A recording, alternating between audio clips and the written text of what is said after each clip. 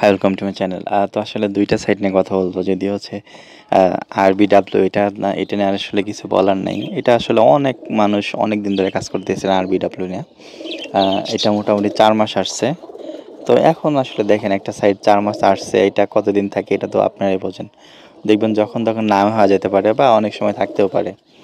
এটা বলা যায় না, হ্যাঁ? আবার সেম ওইটার মতোই এনএসএল আসছে। এটাও কিন্তু অলরেডি হচ্ছে ২০ দিন প্লাস হয়ে গেছে, হ্যাঁ? তো এইটার একটা সুবিধা আছে আপনার, এনএসএল এর একটু সুবিধা আছে। সুবিধাটা কি? আপনি ৳৩০০ হলে আপনি এই থেকে উইথড্র নিতে পারবেন। কিন্তু আরবিডাব্লিউতে আপনার মিনিমাম ৳৫০০ হলে উইথড্র দেওয়া যায়। আবার হচ্ছে এখানে সাপ্তাহিক বেতন আছে এনএসএল এ। আপনি যদি ভিআইপি 4 হন তাহলে সপ্তাহে হচ্ছে ৳৫০০ করে দিবে। তার মানে মাসে ৳২,০০০ করে দিবে, হ্যাঁ? আর আরবিডাব্লিউতে এইগুলো নাই। আরবিডাব্লিউতে সেই আ ভিআইপি 7 না 8 গেলে তারপর হচ্ছে আপনার এই বেতন দিবে। বেতন পরিমাণ আবার অনেক বেশি। ওইটা কেউ পায় কি না পায় এটা জানি না। তো হচ্ছে আপনার এনএসএল যেটা এটা ২০ দিনে হচ্ছে, আর হচ্ছে আরবিডাব্লিউ এইটা ৪ মাসের মতো। তো ২ টা একবারে দেখবেন সেম একই রকম।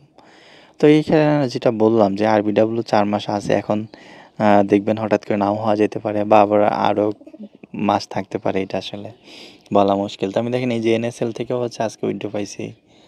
এই যে তারপর হচ্ছে আপনার আরবিডাব্লিউ থেকে এই যে উইথড্র পাইছি আজকে, হ্যাঁ? তো এখন আপনারা কি করবেন না করবেন এটা আপনাদের ইচ্ছা। আমি জাস্ট এইটা বলতে পারি যে ভালো আছে এখন পর্যন্ত। কারণ সামনে কী হবে এটা বলা যায় না। এনএসএল তো মোটামুটি ভালোই দেখি। ২০ দিন হয়েছে ভালোই আছে। এখন সামনে কী হবে এটা তো বলা আসলে মুশকিল, মানে অনেক বেশি মুশকিল। মালিক যারা তারা ভালো বলতে পারবে, ঠিক আছে? তো এই আর কি। দেখেন আমি উইথড্র পাইছি সেটা আপনাদের সাথে জাস্ট শেয়ার করলাম। আর আপনারা কী করবেন না করবেন এটা সম্পূর্ণ আপনাদের ব্যাপার।